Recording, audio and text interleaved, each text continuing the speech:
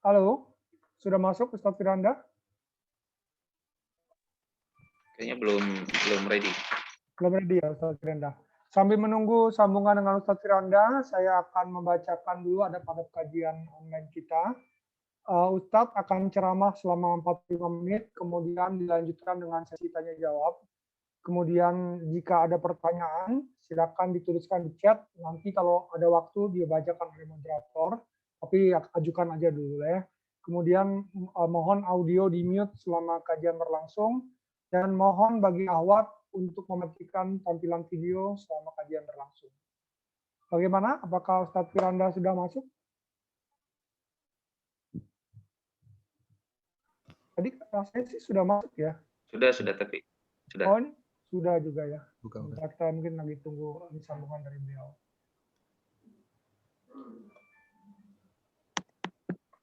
Sudah aktif. Sudah aktif ya? Ya. Assalamualaikum Ustadz Firanda. Waalaikumsalam warahmatullahi wabarakatuh. Apa kabar Ustadz? Baik, alhamdulillah. Alhamdulillah. Kayaknya baru kemarin ketemu lagi. Di mana-mana ada ya Ustadz. Oke Ustadz, kami sudah siap untuk mendengarkan tausiah Ustadz pada hari ini. Semoga ilmu yang disampaikan akan bermanfaat bagi kami semua. Silakan Ustadz, tafadhol masykurah. Bismillahirrahmanirrahim. Assalamualaikum warahmatullahi wabarakatuh. Waalaikumsalam. Alhamdulillahi ala ihsani wa syukru lahu ala taufiqihi wa amtinani. Asyhadu an la ilaha illallah wahdahu la syarika lahu ta'ziman li sya'ni wa asyhadu anna Muhammadan abduhu wa rasuluhu da'ila ridwani. Allahumma salli alaihi wa ala alihi wa ashabihi wa ikhwani. Para dokter yang dirahmati oleh Subhanahu wa taala, kita melanjutkan bahasan kita tentang hadis-hadis al-arba'in nawawiyah, dan kali ini kita akan bahas satu hadis yang merupakan landasan bagi para hakim dalam berhukum, ya, menjalankan permasalahan-permasalahan dalam pengadilan, ya. Hadis ini diriwayatkan dari Ibnu Abbas radhiyallahu anhuma, anna Rasulullah sallallahu alaihi wasallam qala, itu hadis ke-33 dari Ibnu Abbas radhiyallahu anhuma, bahwasanya Rasulullah SAW bersabda, "Lau yu'tan nasu bidakwahum," kalau orang-orang diberikan sesuai dengan pengakuan mereka, ladda'a rijalun, lau yu'tan nasu bidakwahum ladda'a rijalun amwala qaumin wa dima'ahum. Maka akan ada sebagian orang yang mengaku-ngaku untuk mengambil harta suatu kaum atau untuk menumpahkan darah kaum yang lain, yaitu ngaku-ngaku itu harta saya. Kalau langsung dikasihnya, dia akan ngaku-ngaku ini harta saya, harta saya. Wa dima'ahum, atau dia mengaku bahwasanya keluarga kami telah dibunuh oleh kabilah fulan atau suku fulan, suku fulaniyah, seperti itu. Walakinil bayyinatu 'alal mudda'i, tetapi yang harus dilakukan adalah pengaku, pendakwah harus mendatangkan bayyinah, yaitu bukti, wal yamin 'ala man angkar, dan orang yang dituduh dia bersumpah untuk mengingkari tuduhan tersebut. Kata Imam Nawawi rahimahullahu taala, haditsun hasanun, hadis ini hadis yang hasan. Rawahul Baihaqi, diriwayatkan Imam Al-Baihaqi, wa ghairuhu hakadha. Demikian diriwayatkan oleh Baihaqi dan yang lainnya seperti ini, wa ba'dhuhu fi sahihain, dan sebagiannya ada dalam sahihain. Saya ulangi hadis ini, kata Nabi sallallahu alaihi wasallam, lau yu'tan nasu bidakwahum ladda'a rijalun amwala qaumin wa dima'ahum walakin al-bayyinatu 'alal mudda'i wal yamin 'ala man ankar. Kita akan jelaskan.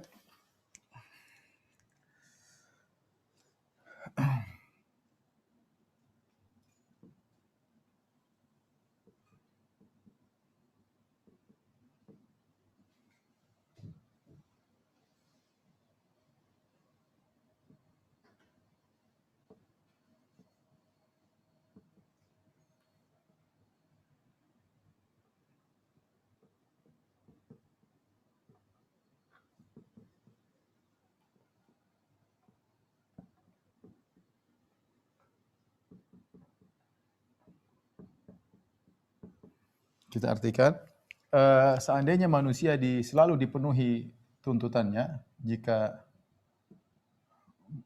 orang-orang selalu dipenuhi tuntutannya, maksudnya pengakuannya, lada'a rijalun amwala qaumin, maka akan ada orang-orang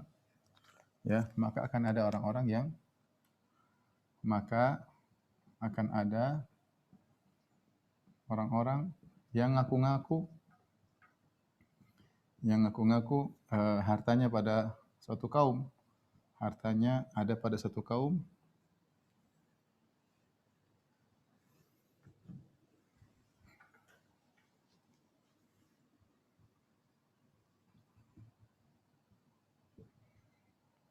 Atau mengaku suatu kaum telah menumpahkan darah, mengaku darah pada kaum, darah yang harus dibayar pada suatu kaum. Walakin al-bayyinatu 'alal mudda'i, tetapi yang seharusnya al-bayyinah 'alal mudda'i, yaitu bukti harus didatangkan oleh sang pengaku.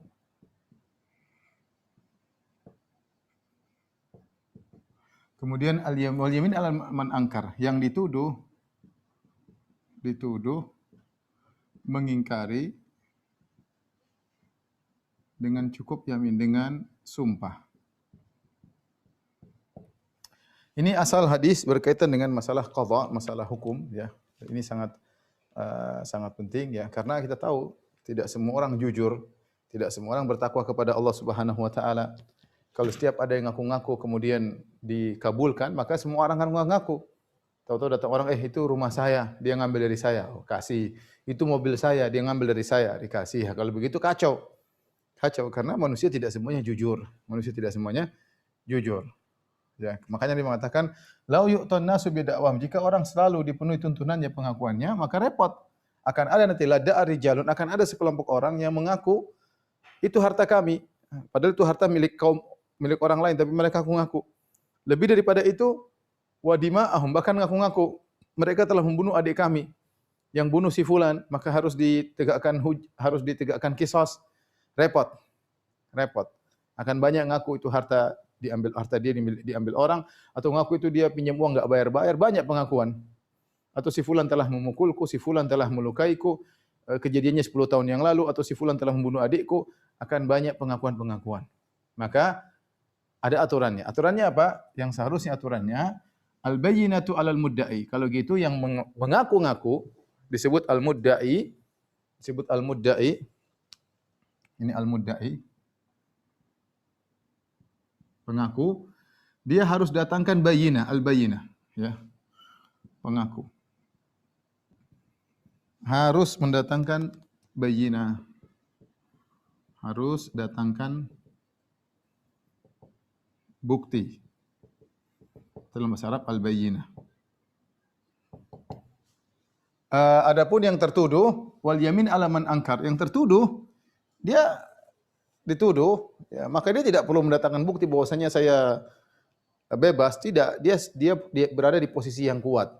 Maka dia cukup, yang tertuduh cukup al-mudda'a alaih. Yang tertuduh cukup bersumpah. Demi Allah tidak benar, ya. Cukup bersumpah. Kenapa yang mengaku harus datangkan bukti sementara yang dituduh cukup bersumpah? Karena yang mengaku dia menunjukkan suatu hukum yang keluar daripada hukum asal. Hukum asal misalnya, saya punya mobil. Saya lagi naik mobil tersebut. Datang orang bilang itu mobil saya. Diambil oleh dia. Ada orang ngaku itu mobil dia. Zahirnya apa? Zahirnya mobil saya yang pakai. Zahirnya mobil saya yang pakai. Dia ngaku-ngaku, ya. Berarti posisi saya kuat. Hukum asal, apa yang saya pegang itu milik saya. Dia sekarang mendakwahkan, mengaku suatu perkara yang keluar daripada hukum asal. Ya, hukum asal. Maka dia harus mendatangkan bukti. Ya, seperti ada seorang tinggal di rumahnya tenang. Tahu-tahu ada yang ngaku ini rumah saya. ini rumah bapak saya, ini rumah nenek moyang saya. Loh, mana buktinya? Ya dia harus datangkan bukti. Lah kamu yang mana buktinya ini rumahmu? Enggak, saya hukum asal ini rumah milik saya karena saya tinggal di sini. Nah, kamu yang nuduh-nuduh harus datangkan bukti. Kalau saya cukup mengatakan demi Allah bukan milikmu, ya.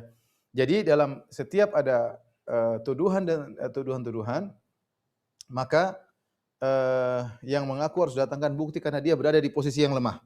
Kenapa dia harus mendatangkan bukti? Karena dia berada di posisi yang lemah.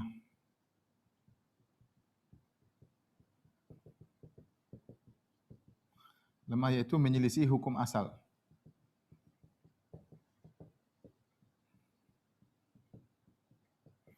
Adapun yang ini dia cukup sumpah. Kenapa? Karena dia berada di posisi yang kuat. Posisi yang kuat sehingga cukup sumpah.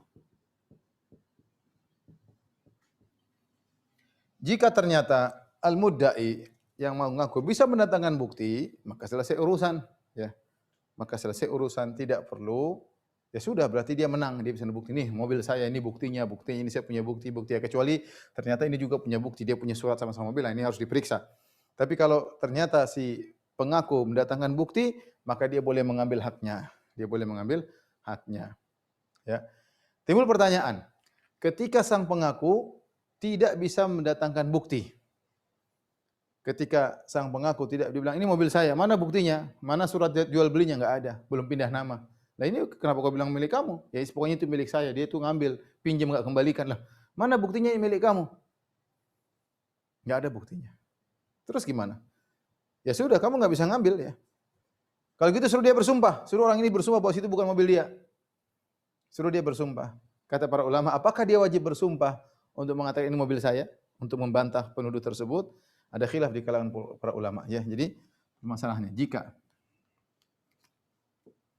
jika al-mudda'i pengaku pendakwah tidak bisa mendatangkan bukti,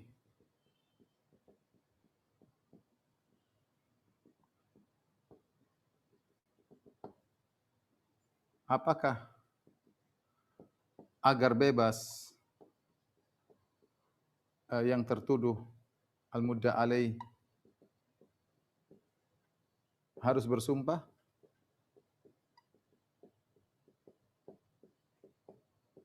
Ada khilaf di kalangan para ulama. Khilaf. Ada yang mengatakan dia tetap harus bersumpah supaya dia bebas. Dua pendapat, ada yang mengatakan ya tetap harus bersumpah agar bebas, ya tetap harus bersumpah. Pendapat yang kedua mengatakan tidak harus. Karena tidak punya bukti, enggak usah bersumpah. Kalau gitu nanti permalukan, ada ustadz dituduh, ada pejabat dituduh, ada penguasa dituduh, ada orang baik-baik dituduh, sehingga dia harus bersumpah saya tidak. Enggak perlu, kecuali memang yang benar pendapat ini, dia disuruh bersumpah kalau memang ada suatu hal yang mencurigakan. Ada hal yang mencurigakan, ternyata mereka berdua pernah punya muamalah, mereka pernah bareng-bareng. Kalau ada yang mencurigakan, baru yang tertuduh disuruh bersumpah agar dia bebas dari tuduhan tersebut. Dia mengatakan, demi Allah, saya tidak melakukannya. Demi Allah, ini barang saya. Dia nuduh dengan tuduhan palsu. Maka bebas. Bebas. Tersebutlah di zaman Nabi SAW ada seorang namanya Ash'ath bin Qais. Ya. Dia ada masalah dengan seorang. Dia mengatakan, kana baini wa baina rajulin khusumatun fi bi'r. Ada masalah saya dengan seorang, kita ribut tentang masalah sumur. Sumur dulu harta yang baik di kota Madinah, sumber air, apalagi ada sumur air yang jernih ya. Maka ribut, masing-masing mengatakan ini punya saya, ini punya saya, ribut. Saya ribut dengan dia. Fakhtasamna ila Rasulillah sallallahu alaihi wasallam. Maka kami pun mengadu kepada Nabi sallallahu alaihi wasallam. Ya. Maka saya bilang ini adalah sumur saya. Dia bilang enggak, itu sumur dia. Maka Rasulullah SAW mengatakan kepada kami, ya, syahidaka au yaminuhu.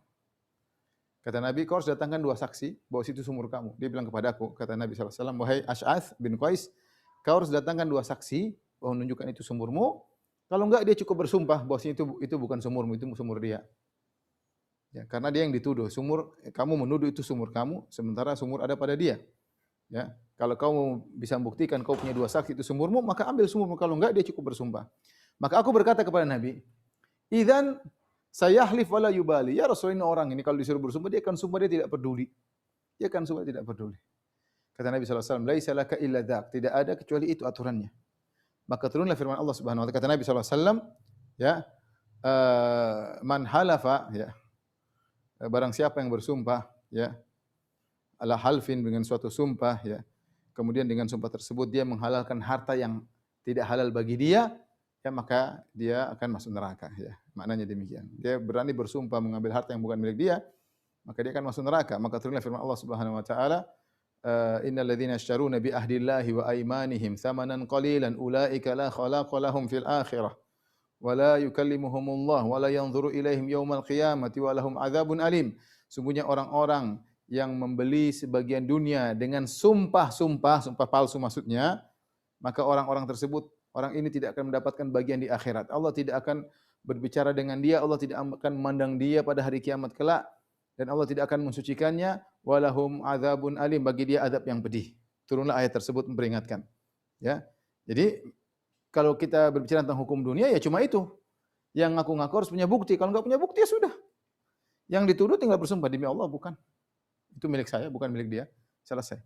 Kita tidak bisa lebih daripada itu. Karena kita tidak tahu ilmu gaib. Kita tidak punya ilmu gaib. Inilah yang perlu diperhatikan dalam proses pengadilan. Secara sederhana tentunya kalau kita masuk dalam proses pengadilan maka perkaranya sangat pelik.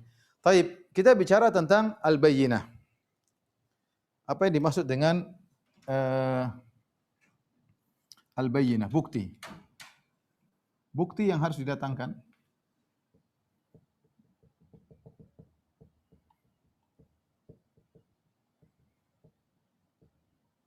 Ini umum,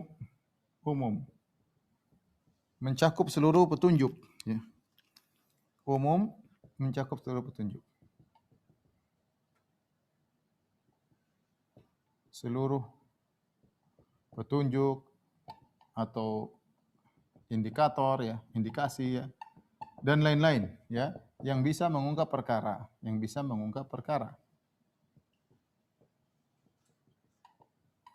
Makanya kalau kita lihat dalam Al-Quran, terkadang bukan digunakan bayinah secara jelas. Kalau bayinah jelas ada ini, ada anu, jelas ada bukti-bukti tertulis namanya bayinah. Terkadang tidak sampai pada derajat bayinah, tapi hanya qarinah. Qarinah itu indikator atau indikasi. Meskipun tidak pasti, tapi indikasi ini kuat. Indikasi ini kuat. Contoh, dalam Al-Quran Allah sebutkan dalam kisah Nabi Yusuf alaihissalam, beberapa indikator digunakan meskipun tidak ada kejelasan yang kuat, tetapi indikasi-indikasi tersebut menunjukkan akan terungkapnya suatu perkara. Contoh seperti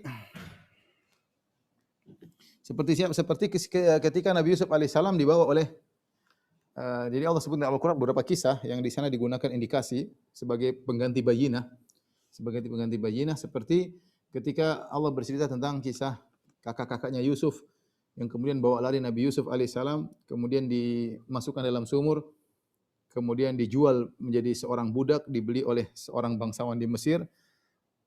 Kemudian kakak-kakaknya ini lapor kepada bapak mereka Nabi Yakub bahwasanya adik kami dimakan oleh serigala, ya. Adik kami dimakan oleh serigala. Makanya kata Allah, waja'u ala qamisihi bidamin kadzib. Maka mereka melumuri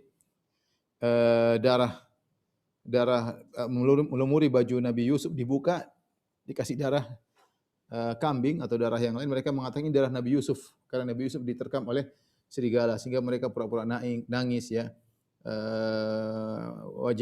Waja'u abahum isya'a yabkun, mereka menangis. Mereka membuat drama seakan-akan Nabi Yusuf benar-benar terbunuh. Di antara bukti yang mereka bawa adalah baju yang berlumuran darah. Mereka bawa, ya ayahanda, adik kita Yusuf, anakmu telah mati dimakan serigala. Ini darahnya.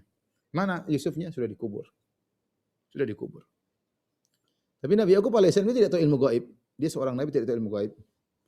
Tapi dia perhatikan, ya, dia melihat bahwasanya darah itu bukan darah manusia. Tentu dia tahu darah manusia dengan darah hewan. Kemudian dilihat juga pada jubahnya tersebut, jubah Yusuf tersebut tidak robek-robek.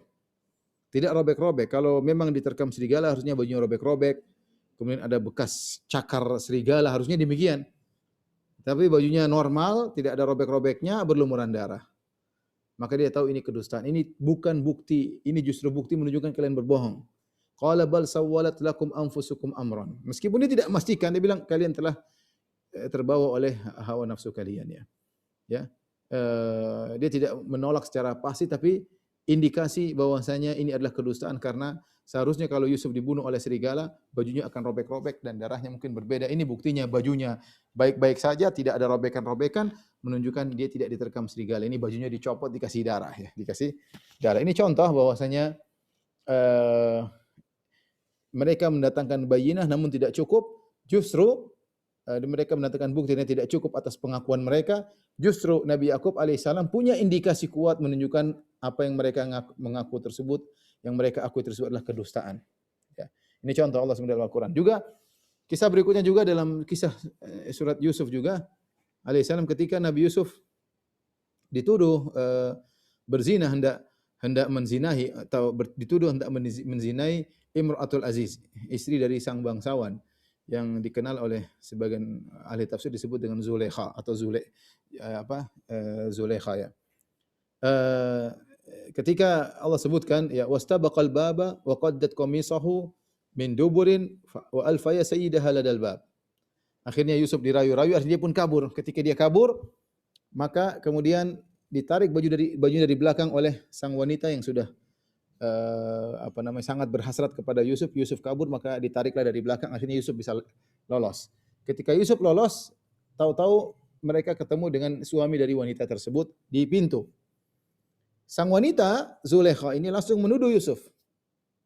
Dia katakan kepada suaminya, "Ma jaza'u man arada bi ahlika su'an illa ayusjana au adzabun alim." Wahai suamiku, apa balasan bagi seorang yang hendak berbuat buruk kepada istrimu? Jadi dia provokasi dan dia pandai membolak-balikkan fakta. Dia bilang, apa balasan bagi seorang yang hendak berbuat buruk kepada istrimu, ingin menzinai istrimu? Illa ayusjana, tidak lain kecuali dihukum, dipenjara, au adzabun alim, atau disiksa dengan siksaan yang pedih. Cuma dua.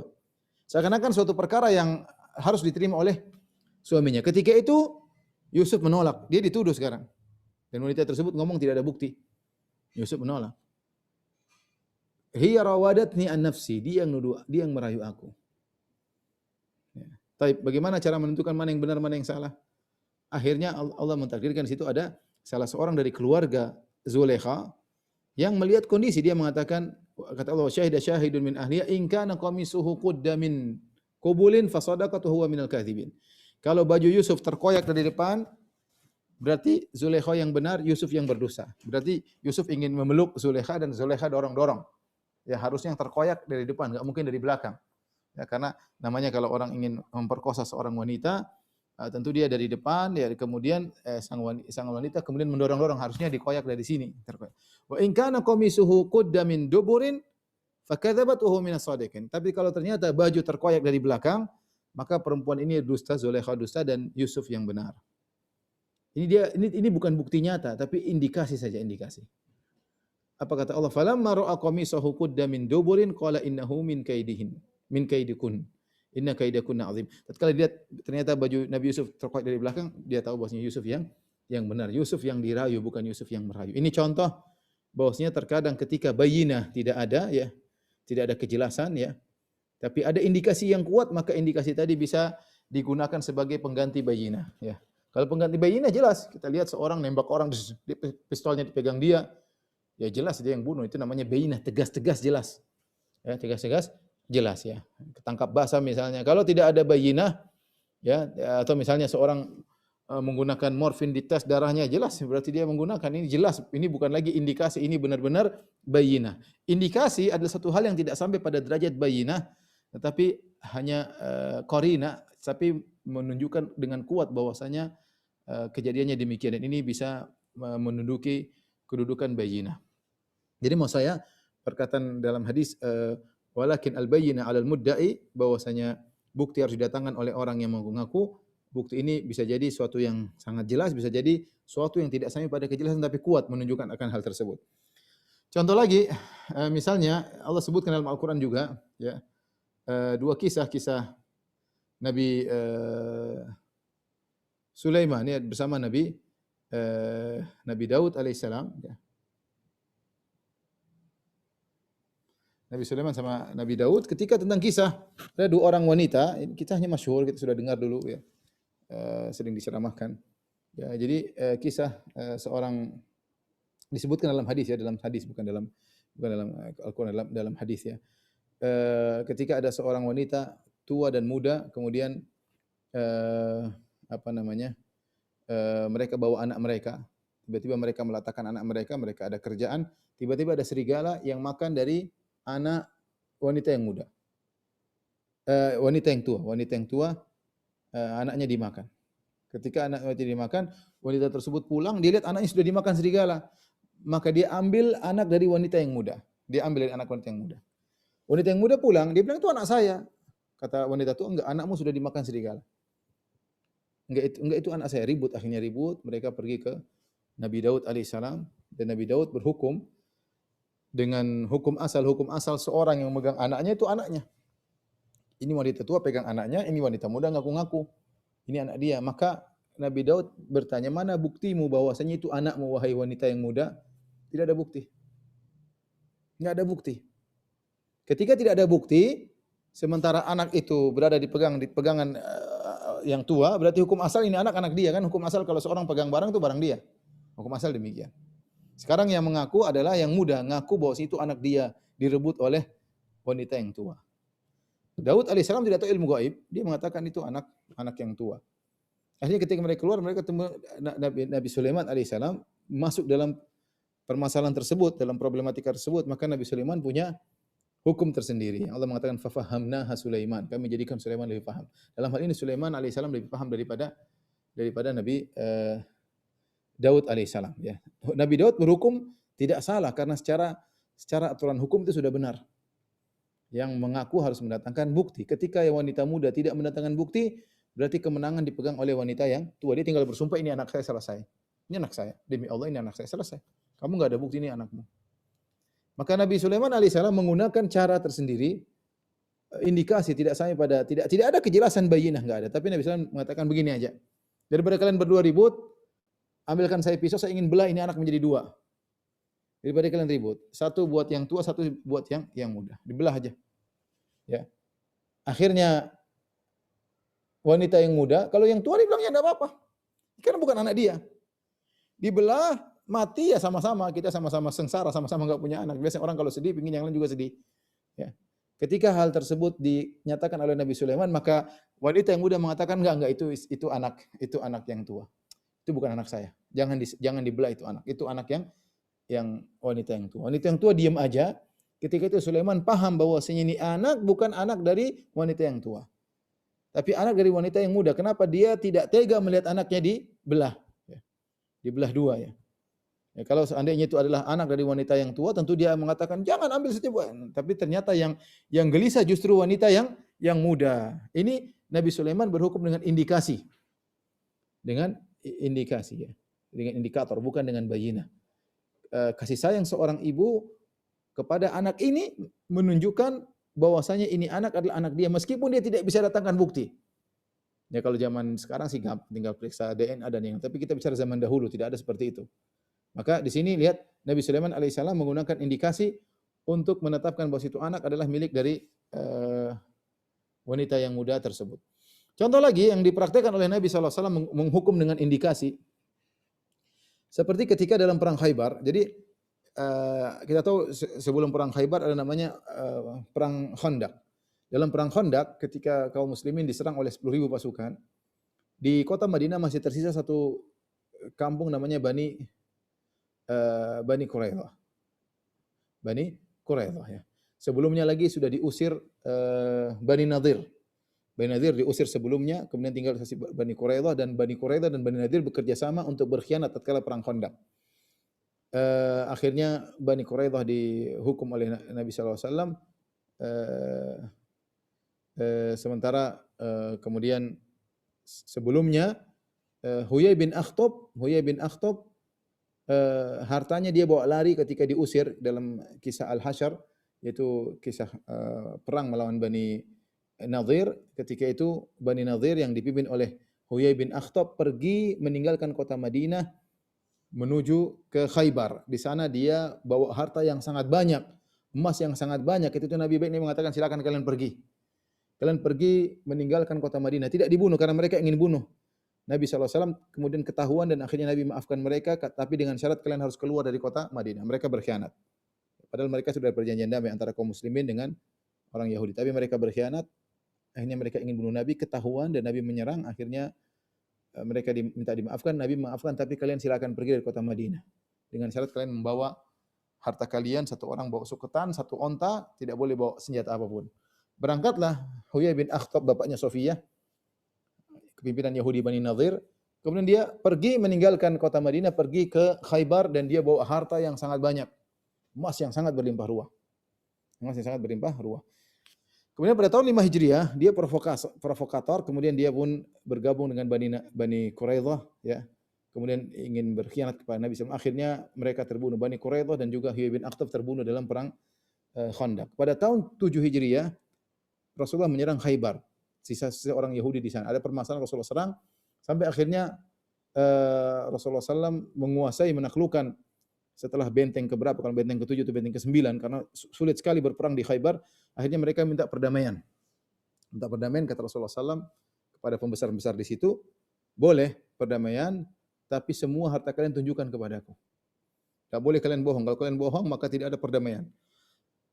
Akhirnya salah seorang dari tokoh Yahudi di situ, menantunya Huyai bin Akhtab, dia mengatakan, ya Rasulullah, kita tidak punya harta. Kamu jangan bohong, enggak, kita enggak punya harta sama sekali.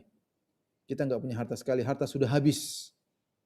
Ketika dia mengatakan harta sudah habis, Nabi tahu dia bohong, tapi Nabi tidak bisa memastikan dia bohong, tapi Nabi menggunakan indikasi, ya. Nabi menggunakan indikasi, kata Nabi SAW, al-ahdu qarib wal malu katsir. Bagaimana kau bilang hartanya Huyai bin Akhtab sudah habis, padahal dia baru saja meninggalkan kota Madinah. Harta terlalu banyak dan masa untuk menghabiskan harta tersebut terlalu sempit. Ya, artinya itu harta mungkin baru bisa habis kalau 10 tahun. Ini baru beberapa tahun atau beberapa bulan. Kau bilang harta sudah habis. Ini Nabi menggunakan apa? Nabi tidak punya bukti untuk menuduh dia dusta. Tapi Nabi punya indikasi. Indikasinya harta yang dibawa itu sangat banyak. Sementara masa antara tewasnya Huyai bin Akhtab dengan perang Khaybar sekitar 2 tahun kurang lebih. Artinya 2 tahun tersebut tidak cukup untuk menghabiskan harta tersebut. Kata dia, sudah habis ya Rasulullah. Ingat kalau kau bohong kau dibunuh. Kata dia, sudah habis. Rasulullah bilang, enggak, coba cari. Ini enggak mungkin karena hartanya terlalu banyak. Waktu al-ahdu qarib wal malu katsir. Harta banyak, waktu cuma senjangnya, selanya cuma sedikit. Akhirnya dicari, ada seorang wanita ngaku-ngaku, saya lihat di situ. Ternyata ketahuan banyak harta banyak. Akhirnya Nabi bunuh orang tersebut karena dia berdosa. Di sini maksud saya Nabi SAW menuduh tidak menggunakan bayinah tapi indikasi. Indikasi bahwasanya tidak mungkin hartanya habis dalam waktu yang singkat tersebut. Ini contoh Nabi SAW menggunakan indikasi untuk menghukum, ya, menghukum. Sama juga ada bayinah yang tidak begitu kuat, namun terkadang digunakan. Seperti ketika ada seorang wanita muslimah yang dibunuh, ada seorang lelaki Yahudi memukulkan batu di zaman Nabi SAW, memukulkan batu kepala wanita Yahudi tersebut kepada seorang wanita muslimah. Akhirnya wanita muslimah tadi terus meninggal dunia. Sebelum dia meninggal dunia, napasnya terakhir, ada kaum muslimin yang datang, dia tanya, siapa yang bunuh kamu? Dia sudah enggak bisa ngomong. Itu perempuan sudah meninggal dunia. Tapi lelaki ini bertanya, dia sebut nama-nama orang Yahudi. Si fulan kah? Dia enggak jawab. Si fulan kah? Dia enggak jawab. Si fulan kah? Ketika sebut nama seorang, dia nganggukkan kepala. Ini bukan bayinah yang kuat, ya. Tentu harus, ya. Tapi ini sudah qarina, indikasi yang sangat kuat meskipun tidak sampai pada derajat bayinah. Tapi akhirnya diamalkan oleh Nabi SAW. Akhirnya dicarilah orang tersebut yang orang tadi mengatakan iya. Akhirnya dia mengaku dan akhirnya dibunuh sebagaimana dia membunuh wanita muslimah tadi, ya. Ini contoh juga di zaman Nabi SAW. Baik, demikian juga kalau kita baca para akhbarul qudat, yaitu para hakim-hakim kaum muslimin, mereka juga terkadang tidak menemukan bayinah, terkadang mereka menggunakan indikator-indikator yang kuat. Ya, kalau ada bayinah selesai urusan. Ada buktinya, ada ini, ada tanda tangannya, ada misalnya sekarang ada CCTV-nya, selesai urusan. Ini bayinah jelas sekali, kamu kesini, kamu ngambil barang, ini fotomu, ini videomu, jelas. Ya. Tapi kalau tidak ada, terkadang seorang berhukum dengan menggunakan indikasi. Tapi indikasi tersebut harus kuat dan seorang harus memiliki firasat yang kuat ya. Contoh seperti disebutkan dalam suatu kisah, ada seorang qadhi ya, didatangi oleh dua orang. Salah satu mengatakan, wahai qadhi, wahai hakim, ini orang saya titip uang sama dia, terus saya sekarang minta kembali. Dia bilang saya tidak titip uang sama dia. Dia menolak, dia mengaku bahwasanya tidak ada uang dititipkan sama dia. Terus kata sang qadhi kepada orang yang tertuduh, kamu dititip uang sama dia? Kata dia, enggak, ini saya enggak kenal orang ini. Orang ini ngaku-ngaku saya dititip uang sama saya enggak kenal dia. Kata sang itu, enggak, kita ketemu kok waktu itu di sini, saya tidak ingat. Kau tidak titip uang sama saya sama sekali. Qadhi mengatakan, wahai kali engkau yang nuduh bahwasanya dia telah membawa lari uangmu, ada enggak buktimu? Adakah bayinah? Bukti ada atau tidak? Kata dia, enggak ada. Nah, kalau enggak ada terus gimana? Kamu dititipin uang enggak? Demi Allah enggak. Dia bersumpah, demi Allah saya tidak titipin uang. Nah, seharusnya dalam kondisi demikian yang dimenangkan adalah yang tertuduh ya. Yang tertuduh. Sama seperti tadi seorang sahabat Ash'ath bin Qais, dia berkata, ya Rasulullah, dia ngambil sumur saya. Kata Rasulullah, Allah kabayyinah, kau punya bukti atau tidak? Kata dia, enggak ada. Kata Rasulullah, syahidaka au yaminu, kau harus datangkan dua saksi bahwa itu sumurmu, kalau tidak dia cukup bersumpah. Kata sahabatnya, ya Rasulullah, idzan yahlif wala yubali, kalau itu dia akan sumpah dan tidak peduli. Orang ini enggak takut kepada Allah, dia asal sumpah saja. Kata Rasulullah, laisa laka illa dzak, tidak ada cara lain kecuali ini. Terus pakai cara apa? Tapi ingat, siapa yang bersumpah dengan nama Allah untuk mengambil hak orang lain, dia akan masuk neraka. Dia akan masuk neraka. Tadi disebutkan ayat yang turun mengancam akan hal ini. Ya, tapi demikianlah, tidak ada indikasi. Maka sang qadhi, sang hakim berkata, kau punya bukti? Kata saya enggak punya bukti. Kau yang tertuduh, apakah kau mengambil hartanya? Enggak, dia enggak pernah titip uang sama saya. Demi Allah dia enggak pernah titip uang sama saya. Tapi sang qadhi ini cerdas. Dia bilang, duduk sebentar, duduk, kalian berdua duduk. Terus dia bilang, kamu taruh uang, titip uang sama dia di mana? Di sana, Pak Hakim, saya titip sama di sana, di satu tempatnya begini. Kamu tahu? Saya enggak tahu. Enggak, itu dia, saya enggak kenal dia kok. Ya udah. Ya sudah, kamu ke sana. Kamu coba, kamu bilang kamu taruh ketemu sama dia di sebuah pohon. Iya, benar. Ya, sudah, kamu coba ke sana. Kamu galak itu bawah pohon, siapa tahu kamu simpan situ, mungkin kamu lupa. Enggak, qadhi saya enggak lupa. Enggak, kamu pergi aja. Pergi aja ke sana, mungkin kamu lupa. Ini dia enggak kenal kamu kok. Akhirnya yang menuduh tadi jalan, dia berangkat pergi menuju, dan tempatnya jauh. Tempat jauh. Akhirnya qadhi biarkan yang tertuduh duduk situ, dia ngobrol-ngobrol sana ngalor ngidul ke sana kemari. Setelah agak lama, tahu-tahu sang qadhi bertanya sama orang ini, kawanmu tadi sudah sampai belum? Orang ini tanpa sadar dia mengatakan, belum qadhi, tempatnya masih jauh. Kamu tadi bilang, ketahuan akhirnya. Ini contoh. Jadi dia menggunakan firasat cara ya. Kamu tadi bilang kamu tidak kenal dia. Kamu tidak pernah ketemu dia. Sekarang kamu tahu tempatnya ternyata masih jauh. Berarti kamu ini akhirnya ketahuan ya. Akhirnya apa? Ketahuan ya. Ini antara trik-trik sebagian hakim dalam menghadapi permasalahan ketika misalnya tidak ada bukti yang tegas yang menunjukkan akan permasalahan tersebut ya. Demikian juga saya pernah membaca Syekh Atiyah Salim rahimahullahu taala, muridnya Syekh Muhammad Al-Amin Shinqiti. Dia adalah hakim di kota Madinah. Hakim di kota Madinah. Dia bercerita tentang suatu kasus, yaitu ada 4 orang intinya menuduh kawannya membawa lari uang mereka. Yang dituduh mengatakan saya tidak kenal mereka. Ada bukti bahwasanya kami telah menitipkan uang pada si fulan. Intinya masalah keuangan. Kami menitipkan uang kepada si fulan dengan jumlah sekian-sekian, ada nomor KTP-nya, nomor iqamahnya. Nomor iqamahnya, ada namanya. Namanya misalnya Joni atau siapa gitu, tanda tangan semua segalanya. Nah, akhirnya mereka bilang, ya hakim, kami ini Joni kami hadirkan, kami titipkan uang dan dia tidak mau kembalikan. Ini bukti tanda tangan dia, ada nama dia Joni. Hakim bilang, kamu Joni? Oh, saya bukan Joni. Nama saya Yahya misalnya. Nama saya Yahya. Loh, kamu Yahya? Ya, ini itu bukan. Saya enggak kenal mereka. Ini siapa? Ini Joni ini siapa? Saya enggak kenal. Mana KTP-mu? Dia keluarkan. KTP-nya Yahya. Repot ya. Repot ya gimana? Teman-temannya bilang, enggak, ini Joni. Hakim dia ini memang dia namanya beda dengan di KTP, beda ya. Tapi dia yang tanda tangan, tulisannya sama itu tanda tangan semua. Enggak, saya enggak kenal mereka. Nama saya Yahya, ini KTP saya. Bingung ya. Sang hakim itu Syekh Atiyah Salim rahimahullahu taala, dia cerita, zahirnya orang ini benar sudah, ini jelas gimana KTP-nya. Kalau saya sebagai hakim saya biarkan ya sudah. Ini 3 orang ini bohong, enggak ada buktinya. Ini orang punya KTP, masa dia bohong? Ini KTP yang jelas, KTP ini dibuat dengan apa akte kelahiran dan macam-macamnya ya. Yang tiga bilang enggak, Syekh itu dia bohong. Memang nama kita di antara kita beda dengan nama KTP beda. Intinya dia saya enggak kenal mereka Syekh. Ini 3 orang saya tidak kenal. Akhirnya apa yang dilakukan Syekh? Sudahlah, akhirnya diberhentikan permasalahan. Mereka ngobrol. Akhirnya Syekh tiba-tiba bertanya. Ini orang kadang-kadang ketika ditanya dengan tiba-tiba dia lepas kontrol. Maka Syekh tanya, ini waktu akad di mana? Di Madinah atau di Riyadh? Kata dia di Riyadh. Dia ngaku di Riyadh. Nah, itu ya ente bohong ente. Ternyata ini akad beneran ya. Ternyata engkau benar-benar berakad dengan mereka. Buktinya kau ngaku di Riyadh. Harusnya dia bilang, saya enggak tahu menau di Riyadh. Dia enggak ngerti sih harusnya. Tapi karena ditanya dengan tiba-tiba, maka akhirnya dia ngaku. Saya juga pernah dengar cerita dari guru saya, ada seorang hakim juga. Jadi kadang mereka menggunakan indikasi. Kalau bayinah enggak ada, tidak mengapa menggunakan indikasi sebagai pengganti bayinah. Seperti pernah terjadi kasus pembunuhan. Tertuduh ada 20 orang atau banyak orang tertuduh. Pokoknya semua yang didatangkan 20 orang. Maka semua tidak ada yang mengaku,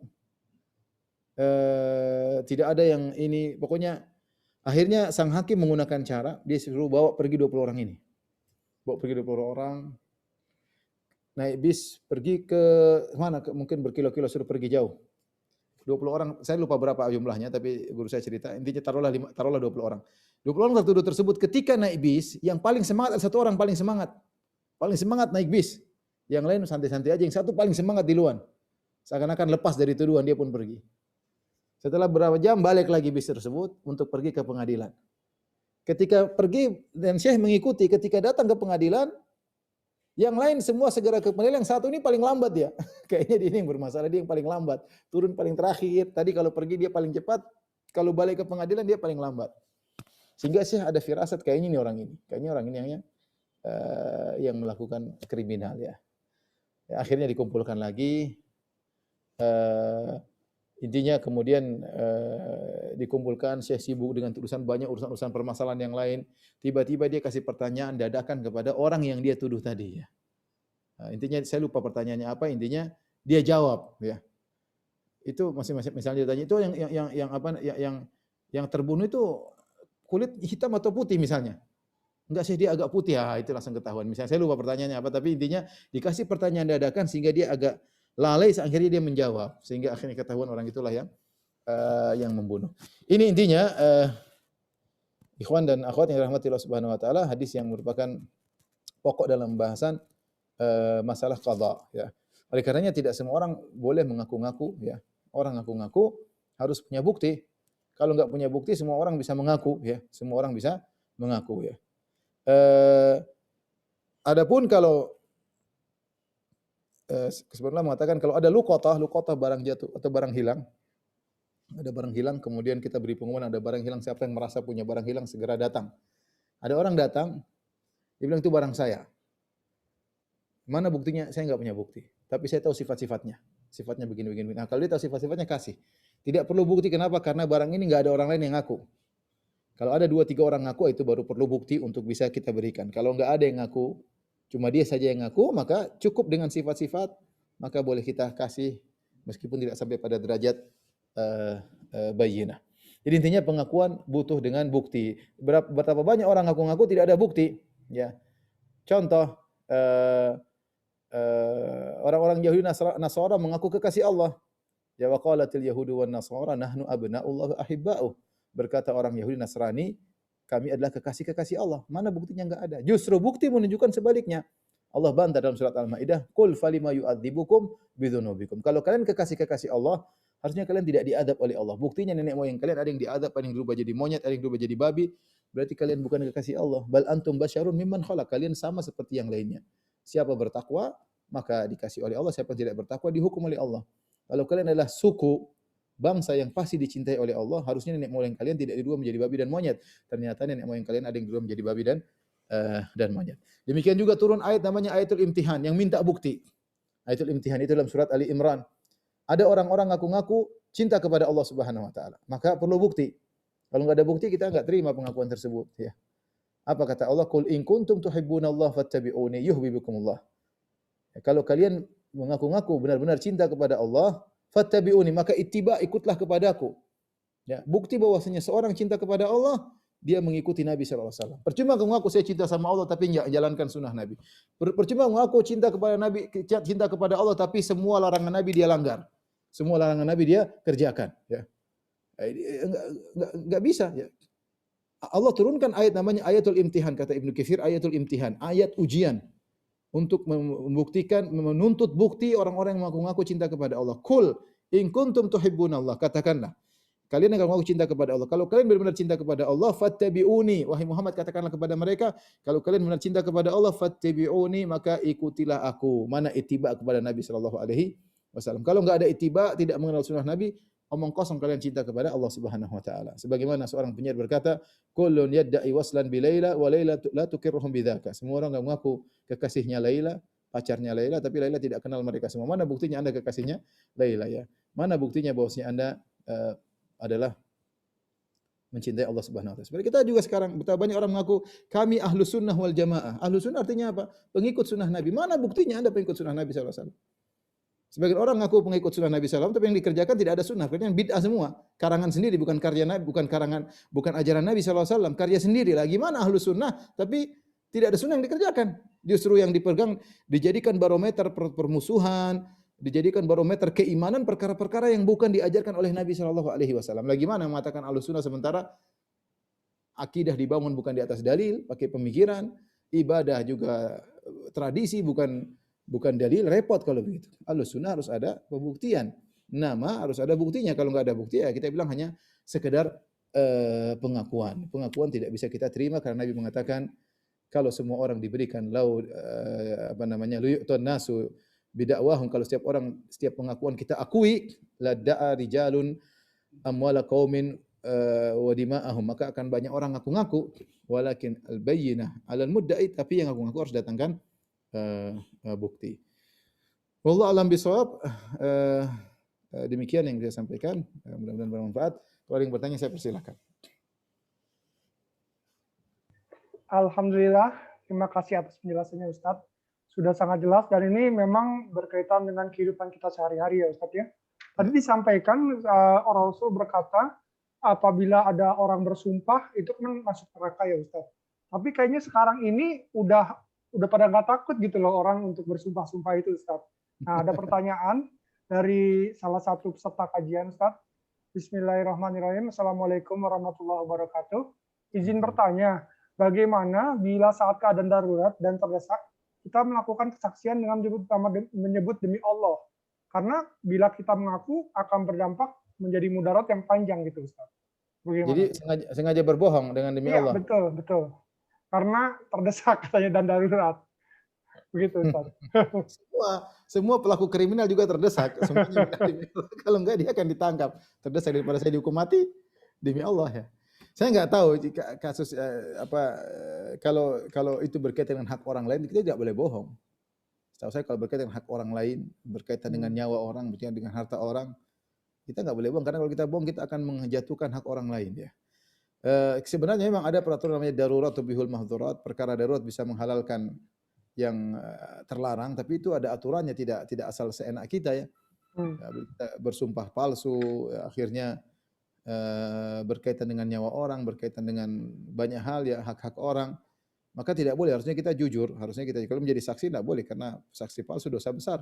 Ala wa syahadatuz zur, Nabi mengatakan di antara 3 dosa besar syirik kepada Allah, yang kedua adalah durhaka kepada orang tua, ketiga adalah persaksian palsu. Persaksian palsu ya. Sampai ketika Nabi SAW mengatakan tentang orang bersumpah palsu, dia mengatakan kalau siapa bersumpah palsu untuk mengambil harta saudaranya maka jangan diambil, sungguh dia mengambil bara api dari api neraka jahanam. Kata seorang sahabat, walau qadiban min araq, ya Rasulullah, kalau yang dia ambil cuma sepotong kayu siwak, kata Nabi, walau qadiban min araq, meskipun dia cuma ngambil sepotong kayu siwak, ya kayu siwak dijual mungkin 1 real, mungkin dapat berapa 3. ya taruhlah Rp1.000, meskipun Rp1.000. Kalau dia bersumpah untuk mengambil hak orang lain, maka neraka jahanam, ya neraka jahanam. Nah, bagaimana kalau ternyata sumpah tersebut mengakibatkan sekian harta orang terambil atau sekian orang harusnya dibunuh nggak dibunuh, hukum had tidak bisa ditegakkan. Karena seorang tidak boleh menjadi saksi palsu, hukumnya haram. Ya, saya nggak tahu kasusnya, tentu ini per kasus, bisa jadi kasus yang ditanyakan oleh penanya ini kasusnya berat, tapi secara umum seorang tidak boleh bersumpah palsu. Wallahu a'lam bishawab. Ya, terima kasih Ustadz. Saya ada pertanyaan juga Ustadz. Mengenai bayinah. Bayinah itu syarat-syaratnya apa? Kalau kita kan misalnya kayak di Indonesia ini kan syaratnya pakai materai gitu. Kalau kita ada kesaksian itu harus sertakan materai. Kalau dalam Islam itu sebenarnya bayinah itu yang resmi itu apa Ustadz? Bayyinah intinya sebenarnya suatu yang jelas sebagai bukti apapun ya, dan itu tentunya kembali kepada urf ya, Kalau zaman sekarang misalnya sebenarnya kalau seorang sudah tanda tangan di tulisannya, secara hukum Islam itu sudah bayyinah sebenarnya. Dia udah tanda tangan meskipun nggak ada materai, tapi jelas tulisan dia, ada saksi 2 orang ya misalnya. Tapi mungkin dalam hukum negara saya nggak tahu harus pakai materai, kalau nggak ada materai nggak dianggap. Tapi kalau dalam hukum Islam ya sudah jelas ini, yang jelas tulisan tangan dia, tanda tangannya sama, ada saksi 2 yang ikut menghadiri meskipun tanpa materai. Tapi intinya dalam Islam segala sesuatu yang menunjukkan akan kebenaran maka itu adalah bayyinah ya. Itu adalah bayyinah ya. Tadi bahkan lebih luas lagi, jika tidak ada bayyinah maka indikator pun bisa menduduki kedudukan bayyinah. Ini kembali kepada kebijakan sang hakim atau sang qadhi dalam menghadapi permasalahan ya. Wallahu a'lam bishawab. Baik Ustadz. Terima kasih. Ada yang raise hand ini? Silakan yang raise hand untuk bertanya kepada Ustadz langsung. Helwiyah, silakan. Tolong Dr. Bobi. Ya. Ya, baik, terima kasih. Assalamualaikum warahmatullahi wabarakatuh.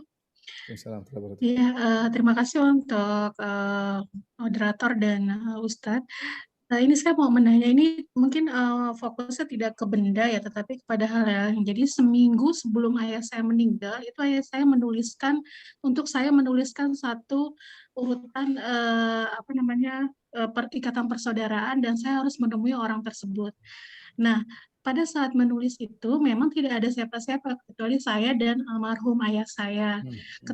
Setelah meninggal, saya menemui orang tersebut dan menyampaikan bahwa ini adalah ada amanat dari almarhum ayah saya untuk mengirimkan ini gitu. Intinya mungkin harus membuka tali silaturahim mungkin. Tetapi orang tersebut berpikirannya justru aneh, maksudnya nggak ada bukti apa-apa yang dibuktikan bahwa ini adalah pesan terakhir dari almarhum ayah saya. Sehingga sampai saat ini menjelang 2 tahun ayah saya meninggal pun dia masih berpikir atau mempraduga bahwa saya akan memanfaatkan orang tersebut dengan momen ayah saya meninggal gitu loh Ustaz. Jadi sampai saat ini saya belum melakukan pembelaan apapun karena beliau menduganya seperti itu. Isi itu apa, Pak? Tentang hak orang apa tentang harta, tentang apa? Isinya itu bahwa orang yang saya temui itu adalah kita masih ada ikatan saudara antara almarhum ayah dengan orang tersebut, dan untuk menitipkan saya dalam arti mungkin entah menitip dalam arti untuk hak atau apapun saya nggak ngerti, tapi untuk membuka mungkin bahwa ada persaudaraan dan mungkin kedepannya itu. Sampai detik ini orang itu masih berpikir bahwa hanya saya menggunakan momen itu untuk bisa membuka hubungan dengan orang tersebut, Ustaz. Jadi saya belum apa ya? Tidak apa ya, kalau anti sudah dapat, buktinya nggak ada memang, kecuali kalau gitu anti lihat videokan atau anti itu kan nggak ada, cuma anti yang menulis sendiri kan dari omongan ayah, kecuali anti rekam. Kalau anti tidak ada bukti ya dia tidak mau mengakui, ya sudah, itu hak dia. Dia bilang itu tidak ada bukti, dia tidak percaya sama anti, ya sudah, enggak apa. Yang penting anti tahu ada hubungan kekerabatan antara anti dengan dia. Ya sudah, mau diapain? Dia nggak mau ngaku, ya sudah ya. Ya anti pun maksudnya ya namanya manusia beda-beda. Seandainya anti datangkan bukti pun belum tentu dia ngaku, apalagi nggak ada bukti. Maksud saya ya sudahlah, kita terkadang menghadapi orang tidak bisa kita paksakan. Yang penting kita sudah, berarti anti sudah menunaikan wasiat ayah, sudah datang bawakan pesan ayah. Dia tidak terima nggak terima, ya sudah, di luar kemampuan kita. Jadi insya Allah nggak ada masalah, nggak usah terlalu dipikirkan. Ya Allah alam bishawab. Baik, terima kasih Ustaz. Assalamualaikum warahmatullahi wabarakatuh. Waalaikumsalam warahmatullahi wabarakatuh. Ada pertanyaan lagi Ustadz, dari peserta kajian. Bagaimana bila orang yang sering memposting ke medsos sesuatu hal yang belum tahu kebenarannya sebetulnya? Jadi suka share gitu loh Ustadz. Jadi dia dapat share apa, terus dia langsung share. Gimana Ustadz hukumnya? Ini keluar dari pembahasan. Kalau pembahasan adalah dalam hal menuduh hak, dia mengambil hak orang, dia bilang itu hak saya, atau dia mengatakan orang itu mengambil hak saya, atau hak saya ada sama dia, atau dia mengambil hak saya, itu baru berkaitan dengan hadis ini. Adapun kalau berita-berita yang tersebar, ini pernyataan, ini antara dusta atau tidak ada kaitannya dengan meminta hak, minta hak. Ya, adapun hadis kita berkaitan dengan antara hak. Dan kalau seorang menyatakan sesuatu, ya hendaknya dia waspada, hati-hati, karena namanya berita itu tersebar, kita tahu banyak sekali hoax ya. Seorang waspada, tidak semua yang sampai kepada dia kemudian dia ikut share. Tidak semua yang sampai kepada dia maka dia ikut share ya. Kalau dia mau share, dia harus cek pertama beritanya benar atau tidak. Ya, yang kedua, dia harus pikir bermanfaat atau tidak, maslahat atau tidak. Tidak semua berita benar harus kita sampaikan ya. Tidak semua berita benar harus kita sampaikan. Kalau benar kita cek lagi ini manfaat atau tidak. Kalau manfaat sampaikan, kalau enggak usah. Kita harus timbang maslahat dan mudarat. Tidak semua berita harus kita sampaikan ya. Jadi ini tidak ada kaitan dengan hadisnya, tapi seorang waspada, karena kalau ternyata itu diragukan atau tidak ada buktinya, khawatir dia ikut-ikutan menebarkan kedustaan. Akhirnya dia ikut berdosa. Wallahu a'lam bishawab. Hal satu lagi tadi penting sekali nih Ustaz. Apabila sempat kita bersumpah palsu tadi Ustaz, bagaimana caranya menebus kesalahan dosa kita Ustaz? Saya sudah terlanjur. Sumpah palsu tadi berkaitan dengan hak orang, kita harus benarkan. Oh, saya dulu bohong. Allah ini bohong, kita mengambil. Kalau enggak kita minta maaf sama. Kalau sumpah palsu kita mengakibatkan ada hak orang terhalangi, nah kita dosa. Kita harus minta maaf sama dia. Nah, kita minta sama dia. Kalau dia ridho, kalau enggak ya repot ya. Kecuali sumpah palsu tadi tidak mengakibatkan hak orang, hanya untuk menyelamatkan nyawa kita, maka kita bersumpah palsu ya. Kalau enggak kita dibunuh. Misalnya kamu punya uang, tidak. Kalau bilang punya mungkin dibunuh. Misalnya itu lain cerita. Itu namanya sumpah palsu yang boleh karena terpaksa untuk menyelamatkan nyawa kita. Tapi kalau sumpah palsu kita ternyata mengakibatkan efek buruk pada orang lain, entah hartanya terhalangi, entah mengakibat matinya orang gara-gara kita sumpah palsu, membuat orang dipenjarakan gara-gara kita, ini repot ini. Ini berkaitan hak orang. Kita tidak mau tidak mau kita harus minta dihalalkan, minta maaf, atau kalau kita bisa perbaiki. Ya, wallahu a'lam bishawab. Rasanya sih sudah semua Ustadz pertanyaannya. Demikian saja alhamdulillah kajian kita. Insyaallah kita lanjutkan pada kajian berikutnya. Kurang lebihnya saya mohon maaf kepada dokter sekalian. Wabillahi taufiq wal hidayah. Assalamualaikum warahmatullahi wabarakatuh.